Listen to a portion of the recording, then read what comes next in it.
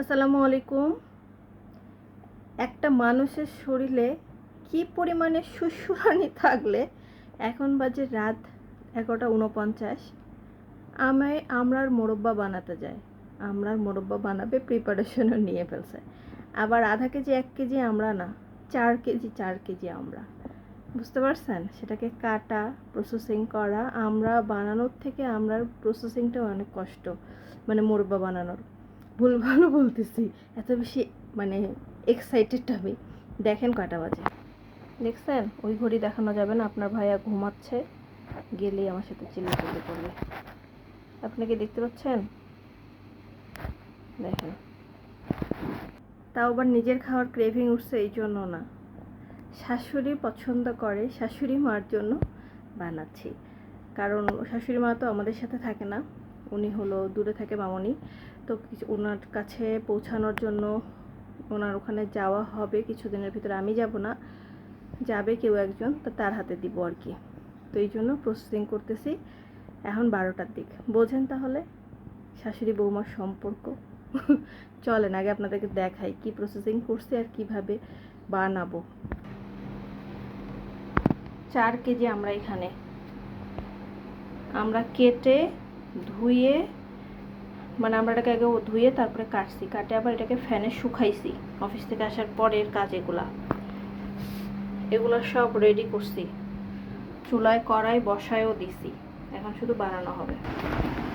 গরমের মধ্যে ঘেমে ঘুমে অবস্থা খারাপ। যারা মোরব্বা বানায় তারা জানে যে এখানে বানাইতে কত সময় লাগবে। তারপরেও আমি এটা শুরু করছি। আর শুক্রবারে গ্যাস থাকবে না, গ্যাসের যা লীলা খেলা, মানে গ্যাসের লীলা খেলা, তারপরে হচ্ছে বাংলাদেশের মানুষের লীলা খেলা, আমার নিজের লীলা খেলা, এইসব দেখতে দেখতে জীবনটা পুরো হাস্যময় হয়ে গেছে। হাসতে হাসতে এই জীবন, মন খারাপ করে থাকার কোনো সুযোগ নাই এই জীবনে। হাসতে হবে, হা হা হি হি করতে হবে, এভাবেই জীবন কেটে যাচ্ছে। আর এটা এখন বানাইতে বানাইতে আমার রাত 1টা বাজবে। আর যে গরম পড়ছে, চিটকা গরম পড়ছে, মানে ফ্যানের তলের থেকে 1 সেকেন্ড 1 হাত দূরে গেলেই ঘামায় টামায় অস্থির। এখন চুলার পাড়েই থাকতে হবে আমার এতক্ষণ। তাহলে বুঝেন কি পরিমাণ এনার্জি, কি পরিমাণ একটা মানুষ ক্রেজি হলে এই কাজগুলো করতে পারে। কে কে করেন এই কাজগুলো বলেন তো, কমেন্টে অবশ্যই বলবেন। আমার মাঝে মাঝে এরকম অদ্ভুত অদ্ভুত মানে কাজকর্ম করে ফেলি আমি, আমি নিজেও বুঝি না যে আমার শত্রুর দরকার নাই, তো আমি তো একাই 100। আমার নিজের খারাপ চাওয়ার জন্য আমি একাই 100। যখন দেখি খুব ভালো আছি, সুখে আছি, শত্রুর দরকার নেই। নিজেকে খারাপ করার জন্য বা নিজেকে মন খারাপ করার জন্য আমিই যথেষ্ট ভাই।